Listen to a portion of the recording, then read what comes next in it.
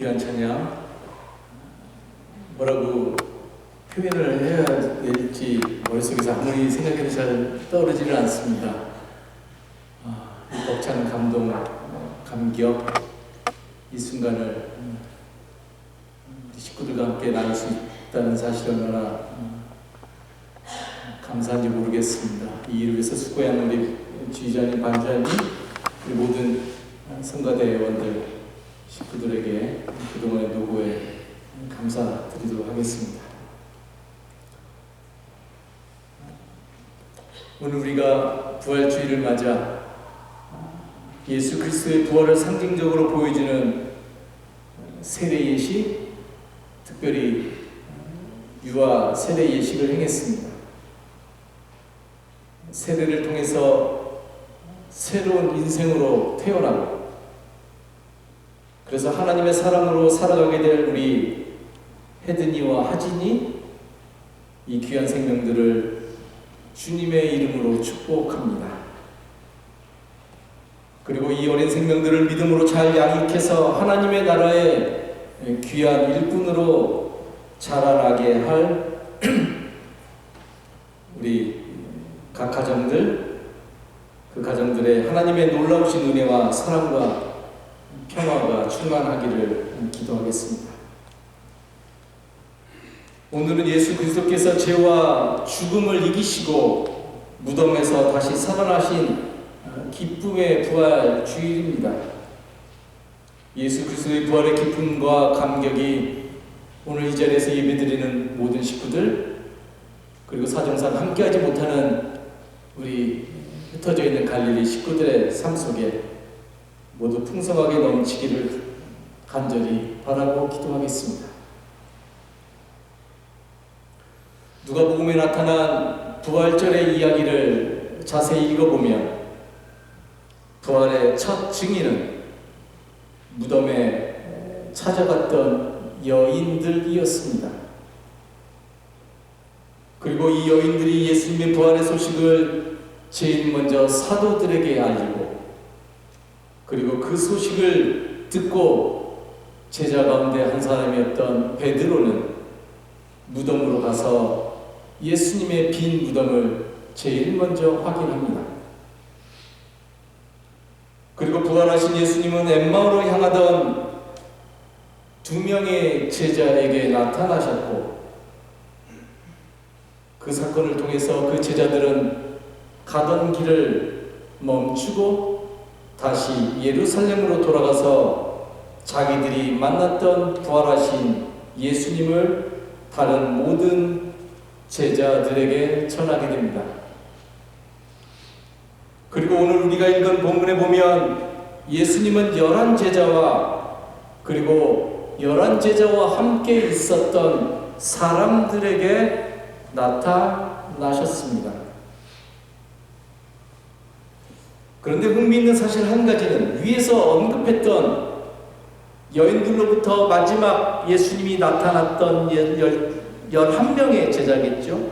11명의 제자와 그리고 사람들, 그 모든 사람들이 처음에는 예수님의 부활의 소식을 듣고 그들은 믿지 못했다는 것입니다. 예수님의 제자들과 사람들이 어느 집에 함께 모여 있었습니다. 그들이 모여 있을 때 그들은 불안하고 두려워했습니다.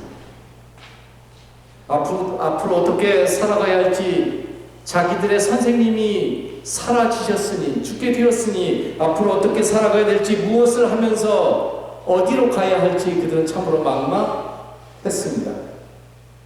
예수님께서 그들과 함께 계실 때에 인자가 반드시 다시 살아날 것이다 라고 계속해서 말씀하셨지만, 그런데 그들은 그 말씀을 완전히 잊어버리게 되었습니다.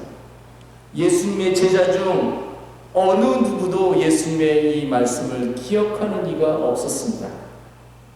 그들 모두가 철저하게 마음이 닫혀 있었습니다. 답답함, 막다른 골목 체념, 자포자기, 무기력함, 두려움 등등의 단어가 지금 이 상황에 그들에게 가장 잘 어울리는 단어들일 것입니다. 그들이 처해 있는 삶 속에 무엇인가 변화가 일어나야만 할 것 같았는데, 성경을 읽어보니까 바로 그 순간에 드디어 예수님의 액션이 시작됩니다. 제자들이 모여있는 그곳에 예수님께서 갑자기 호련히 나타나셨습니다. 벽이 있었지만 그러나 예수님의 오심을 그 단단한 벽은 막을 수가 없었습니다. 마치 큰 돌무덤이 예수님의 부활을 막을 수 없었던 것과 같다고 할 수 있을 것입니다. 부활하신 예수님께서 그들 가운데 서서 너희에게 평화가 있기를 하면서 말씀하셨습니다. 평화가 있으라고 한다는 것은 다른 말로 하면 두려워하지 말라는 것입니다. 그들은 모두 놀라고 무서움에 사로잡혀서 유령을 보고 있는 줄로 생각했습니다. 그러한 그들에게 예수님은 샬롬, 평화를 말씀하셨습니다. 우리는 여기에서 사람들의 경험의 세계가 참으로 다양하구나 하는 것을 보게 됩니다.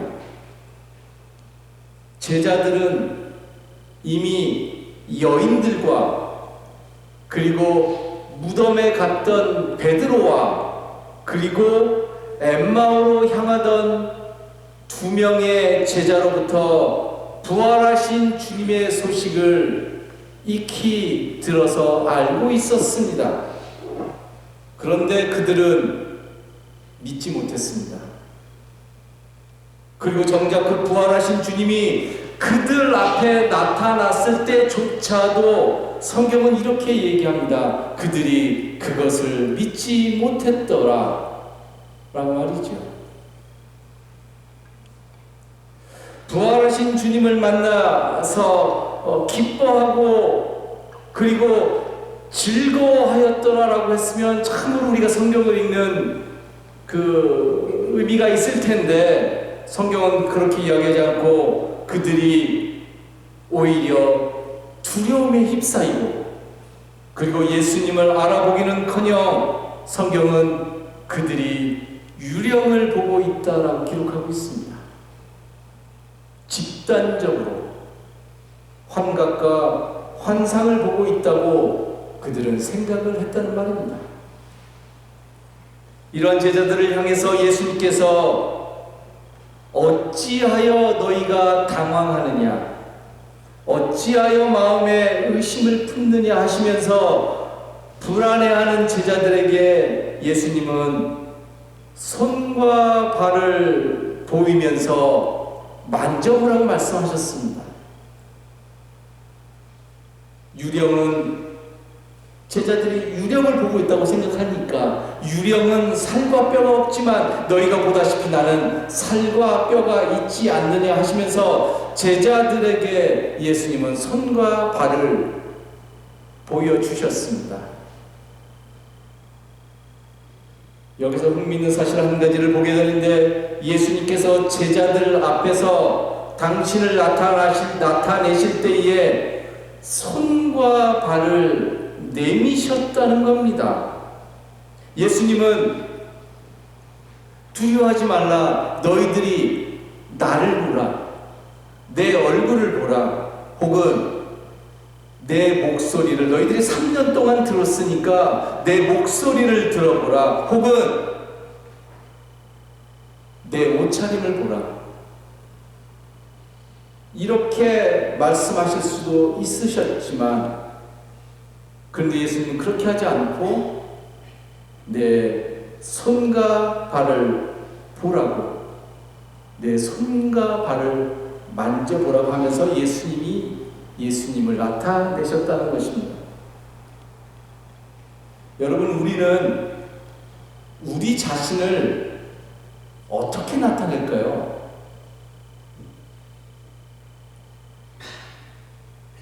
명함으로? 아니면 어떤 레저메? 어떤 이력서로 나타낼까요? 우리는 이게 내 손이야, 그리고 내 발이야 라고 하면서 우리 자신을 소개하지 않습니다. 어느 누구도 자기 발을 보면서 이게 나야 라고 말하는 사람 한 명도 없지요. 그리고 앞으로도 없겠지요. 그렇기 때문에 예수님의 이 행위는 아주 재밌고 아주 독특한 부분이 아닐 수가 없습니다. 그렇다면 예수님의 손은 무엇을 나타낼까요? 예수님의 손, 그러면 여러분들은 어떤 이미지를 떠올리시겠습니까? 저는 성경을 통해서 예수님의 손은 자유와 해방의 손이요, 생명을 주었던 손이고, 그리고 무엇보다도 치유해주는 손이었다라고 믿습니다. 문둥병을, 그 당시에 문둥병은 unclean, 불결한 병이었어요. 누구든지 문둥병을 만질 수 없어요. 왜? 만지는 순간 나도 더러워지기 때문에. 그런데 문둥병을 아무 주저함 없이 터칭하셨던 예수님의 손길은 해방의 손길이었죠.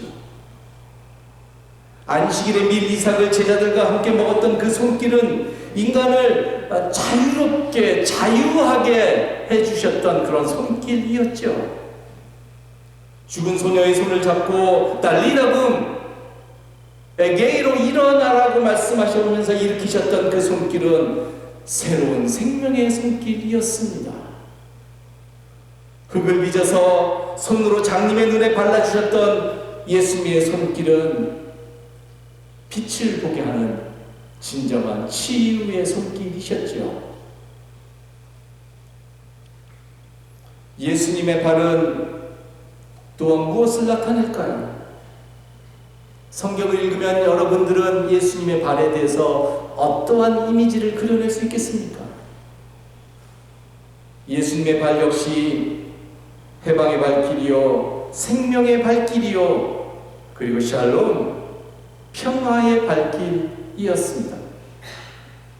예수님은 병든 자와 귀신 들린 자와 죄인들과 이방인들을 향해서 거침없이 가셨습니다. 거기를 가실 때 예수님 한 번도 주저하셨더라. 이 거기를 내가 가면은 사람들이 나를 어떻게 생각할까 예수님께서 고민하셨더라. 이런 구절을 우리가 성경을 통해서 찾아볼 수가 없습니다. 예수님의 발걸음은 이방인과 여인을 향하셨고 사마리아 여인을 만나는데도 아무런 주저함이 없으셨던 생명의 발걸음이었습니다. 이 예수님의 자유함의 발걸음을 누가 막을 수 있겠습니까? 나귀 새끼를 타고 예루살렘에 입성하신 예수님의 예언자적인 행위는 바로 샬롬이 무엇인지를 결정적으로 보여주는 그러한 발길이었습니다. 그리고 예수님이 마지막으로 걸어가셨던 그 발걸음은 바로 비아 돌로로사, 고난의 현장 골고다 십자가의 발걸음이었습니다.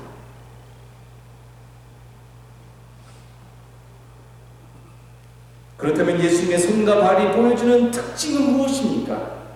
손과 발이라고 하는 것은 바꿔 말하면 삶의 내용이라고 할 수 있을 겁니다. 그 사람의 내용인 것이지요. 그 내용의 성격이 너무나 중요합니다. 위에서 잠시 언급했듯이 예수님의 손과 발은 바로 하나님의 나라의 삶의 모습이 무엇인지, 하나님의 나라의 삶의 질서가 무엇인지를 아주 분명하게, 아주 극명하게 보여주고 있다는 것이죠. 여러분, 예수님이 손과 발을 이용해서 이 땅에서 예수님이 선하게 사셨더라, 아니면 착하게 사셨더라 라는 것을 지금 성경이 이야기하고 있는 것이 아닙니다. 그래서 우리도 예수님처럼 이 땅에서 살아갈 때는 착하게 살아가야 돼 라고 말하는 게 아니에요. 뭐 착하게 살아가는 건 그건 굳이 성경이 이야기하지 않아도 되죠. 이 세상을 나쁘게 살아가려고 하는 사람이 어디 있어요? 여러분, 예수님이 착한 일을 했다고 한다면, 예수님이 선한 일을 하셨다고 한다면 왜 그러면 그 당시 종교적으로 그리고 정치적으로 힘 있는 사람들은 예수님을 죽이려고 했을까요? 예수님이 그토록 착한데. 오히려 그렇게 착한 사람이라고 한다면 뭘 해야 되나요? 상을 줘야죠. 그리고 언론을 통해서 더 띄워지고 더 부각시켜줘야 하지 않습니까? 예수님이 착한 사람이었다고 한다면. 그런데 성경을 읽어보면 그들은 예수님을 죽이려고 했다는 겁니다. 그것은 바로 예수님의 그 손과 그 예수님의 그 발이 나타내고 있는 하나님의 나라의 성격이 무엇인지를 극명하게 보여주고 있는 거죠. 우리가 부활절을 맞이할 때마다 우리가 쓴 관용 어구가 있어요. 그것이 뭐냐면 예수님께서 죽음을 이기셨대요. 그죠? 죽음을 이기시고 부활하셨다라고 말을 하는 거예요. 여러분, 여기서 우리가 예수님께서 죽음을 이기셨다고 한다는 말을 오늘 우리가 잘 이해할 필요가 있습니다. 왜냐하면 이 말은 죽음에 대한 오해의 소지가 있기 때문에 그러합니다. 여러분, 죽음은 나쁜 게 아니죠. 죽음은 하나님이 만드신 것이지요. 그렇기 때문에 죽음은 자연스러운 삶의 또 다른 모습이라고 할 수가 있습니다. 왜냐하면 우리는 오직 죽음을 통해서만 또 다른 삶의 신비의 세계로 들어갈 수 있기 때문에 그러합니다. 하나님이 죽음을 만드셨기 때문에 또 다른 삶의 신비는 이 죽음을 통해서만 갈 수 있는 거예요. 그렇기 때문에 삶에서 우리가 경험하게 되는 죽음은 삶에 있어서 너무나 중요한 삶의 일부분 아니면 일부분도 아니죠. 그냥 삶인 거죠. 죽음은. 그런데 뭐라 그래요? 예수님께서 죽음을 이겼다고 말을 하는 거예요. 그렇기 때문에 예수님께서 죽음을 이기셨다고 한다는 것은 하나님이 처음부터 만들었던 보기 좋았더라라고 하는 그 죽음을 이긴 게 아니지요. 아들이었던 예수님이 아버지가 만든 죽음의 세계를 이긴 게 아니지요. 왜냐하면 또 다른 세계로 가기 위한 죽음이라고 하는 것은 우리가 싸워서 이겨야 되는 그런 실체, 그런 차원의 일이 아니기 때문에 그러합니다. 예수님께서 이기신 죽음이라고 하는 것은 우리가 나이 들어서 혹은 병으로 아니면 어떤 사고로 인해서 죽는 그러한 죽음이 아니라, 그러한 죽음은 하나님의 생명의 법칙으로서의 죽음인 것이고 그 죽음은 선한 것이고 이겨야 되는 게 아니고, 예수님이 이기신 죽음이라고 하는 것은 생명을 죽음으로 몰아가는 폭력적인 힘으로서의 죽음을 말하는 것입니다. 이것을 이겨야 되는 것이지요. 예수님이 이기신 죽음은 생명답게 살아가지 못하게 하는 이 땅의 폭력적인 힘으로서의 죽음을 말한다는 말입니다. 그렇기 때문에 하나님께서 예수님을 부활시키셨다는 것은 그저 예수님을 다시 살리셨다라는 의미가 아니라, 그런 중성적인 의미로서의 다시 살리심이 아니라, 예수님을 십자가의 폭력적인 죽음으로 몰아간 그 세상의 그 악한 폭력적인 힘이 결코 마지막이 아니라는 것을 보여주는 하나님의 위대한 사건이었던 것이지요. 그게 우리가 믿는 부활이라는 것입니다. 그리고 예수님을 살리심으로 인해서 하나님의 힘의 성격이 무엇인지, 그리고 하나님이 궁극적으로 원하는 것이 무엇이냐? 폭력적인 죽음의 힘이냐, 아니면 그것을 다시 살리시는 영원한 생명의 힘이냐, 하나님이 무엇을 하고 계시느냐? 성경은 하나님께서 예수님을 죽음에서 다시 살리셨다는 것을 통해서 하나님이 궁극적으로 무엇을 원하시는지를 우리에게 보여주셨다는 말입니다. 이것이 바로 예수님이 죽음을 이기었다는 의미입니다.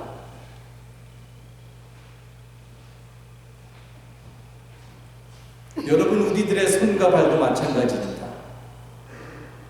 손과 발에는 우리의 인생이 담겨 있죠. 그래서 손과 발은 거짓을 못해요. 거짓이 없어요. 우리는 얼굴을 의도적으로 연습해서 바꿀 수 있어요. 내가 아무리 속상해도, 내가 아무리 기분 나빠도 우리는 얼마든지 웃을 수 있단 말입니다. 우리는 우리가 원하는 대로 그 순간에 얼마든지 얼굴 표정을 지을 수 있고 바꿀 수 있죠. 그러나 우리의 손과 발은 그렇게 할 수 없어요. 한마디로 말해서 손과 발은 거짓말을 못해요. 왜냐하면 손과 발은 우리의 인생의 내용이기 때문에 그러합니다. 손과 발은 우리가 이 땅에서 어떠한 길을 걸어왔고, 그리고 앞으로 어떠한 길을 걸어갈 것인가 하는 것을 정확하게 보여줍니다. 손과 발은 우리가 이 땅에서 무엇을 하고 살아왔고, 그리고 앞으로 무엇을 하고 살아갈 것인지를 정확하게 보여준다는 말입니다. 우리는 이런저런 이유로 인해서 몸의 어디를 고칠 수는 있어요. 그러나 손과 발이 걸어온 인생의 내용을 고칠 수는 없어요. 손과 발, 그것은 바로 우리가 누구인지를 결정적으로 보여준다는 말입니다.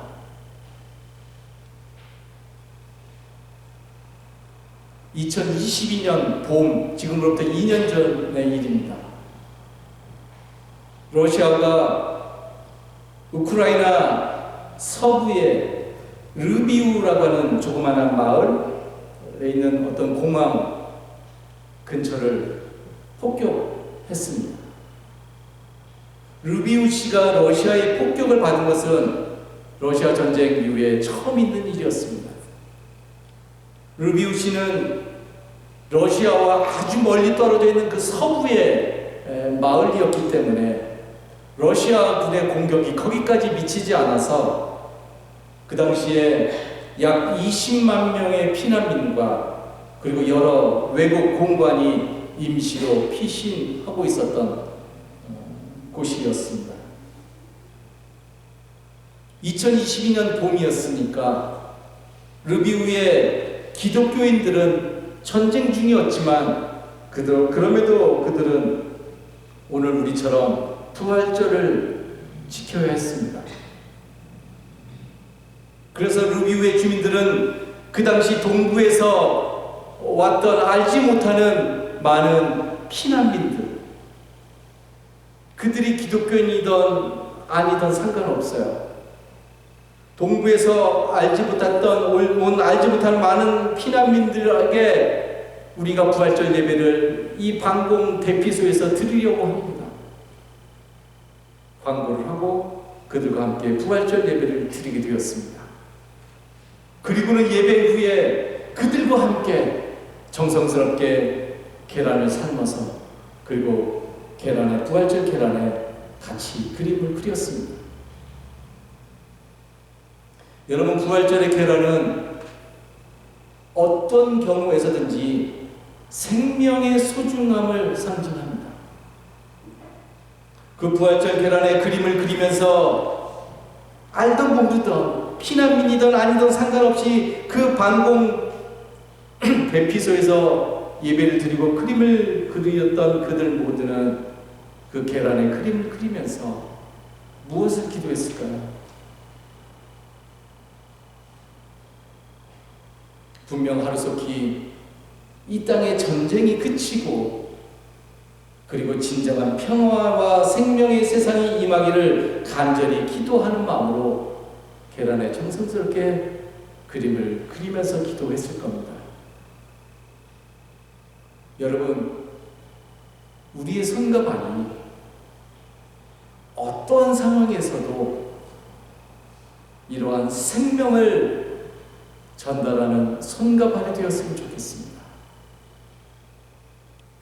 하나님의 나라의 삶의 모습이 진정으로 무엇인지를 우리들의 손과 그리고 우리들의 발이 이 땅에 무엇인지를 보여주면 좋겠습니다.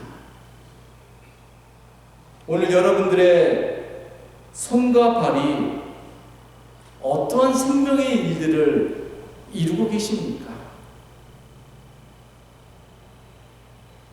주님의 손과 팔처럼 이 땅에 하나님의 나라의 새로운 생명의 질서를 이루는데 여러분들의 손과 발이 있습니까? 생명을 일으키는 손과 발이 바로 예수님의 부활의 삶에 동참하는 삶의 모습인 것입니다. 기도하겠습니다.